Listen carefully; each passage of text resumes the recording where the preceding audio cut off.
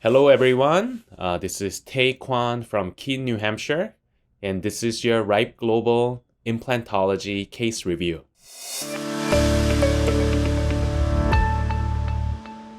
Today, I would like to share a case of Juliet that I treated a while ago. She was 18 years old at that time, and then she was referred to my clinic for evaluation of gingival recession on mandibular right central incisor. As you can see from the clinical photo, there was significant gingival recession, about 5-6 millimeter, completely missing keratinized gingiva at this point, high frenum attachment, gingival inflammation as evident by marginal gingival redness. Furthermore, around the areas of gingival redness, you can clearly see there are moderate deposits of dental plaque, which make this recession worse, but also inflammation worse. And this is very common on patients who have gingival recession, because a lot of time these patients were told that they should not brush too hard around this area with gingival recessions. But unfortunately, when you explain to the patient you cannot brush too hard, patient will actually stop brushing on this area. So when you evaluate this area compared to others, you can clearly see there are more gingival inflammation. And two, a lot of time patients think they are brushing around the gingival line. However, because of the gingival recession, the brush is actually not touching the gingival margin, which clearly cause more plaque accumulation. Obviously, the reason why I'm showing you this case is that I would like to show you what soft tissue graft can do to resolve these situations, which is a critical component to achieve successful implant therapy. Obviously, we're not doing implant here, but I just want to show you what soft tissue can achieve in terms of the intervention. Now, whenever you have a case like this, first thing that you have to do is to reduce the inflammation before you do any type of treatment. The way I communicate this to patients is that, okay, you're going to make your gum much healthier so that I can operate on this area with gingival graft. And basically what I tell patient to do is just simply retract her lip and then put the brush over the area that has gingival recession and then brush until there's no plaque. And I explain to the patient there will be a little bit of bleeding at the beginning, but don't worry, just go ahead and do it, and then you will notice that bleeding will be less and less as the tissue heals. Let's see how it looks after 2 weeks. This is how it looks after 2 weeks.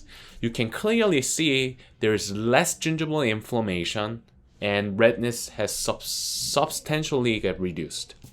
This is where I'm gonna do the gingival graft, because the environment is much cleaner and tissue healing will be a lot better. First, I'll use the scaler and then clean out this root surface that is exposed. And then I'll make an incision to prepare the recipient bed.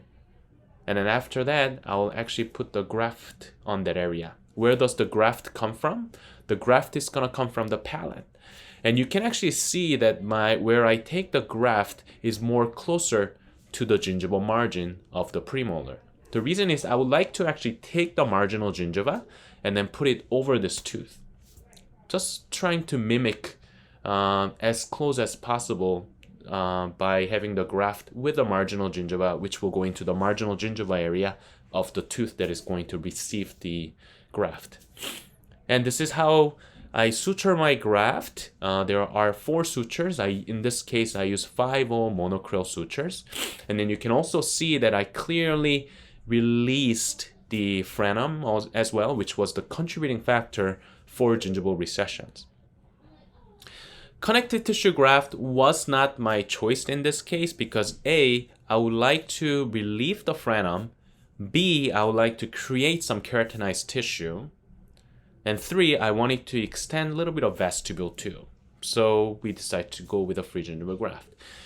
One of the things that is extremely important that you don't see in this case is that the recipient bed and the graft are all beveled. They are not butt joint, they are beveled, so that when there is a healing with a contraction of the wound, there's a less amount of the scarring that's gonna happen. So always remember beveled incision.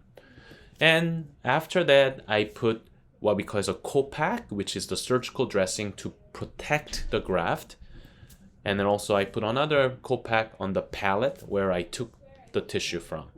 There was no suture used on the donor site. I just simply put the co-pack on and then just let this heal.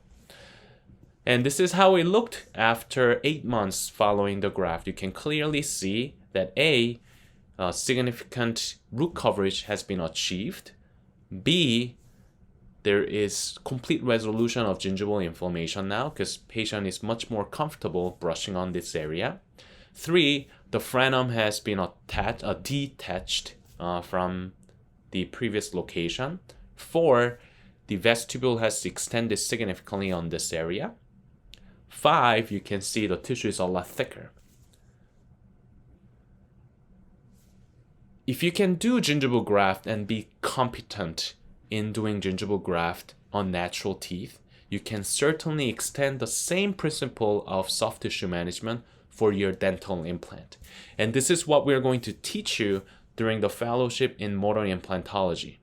If you want to know a little bit more about it, and then if you want to be part of the fellowship, please reach to us at rightglobal.com. Otherwise, I'll see you for your next case review, and have a good day.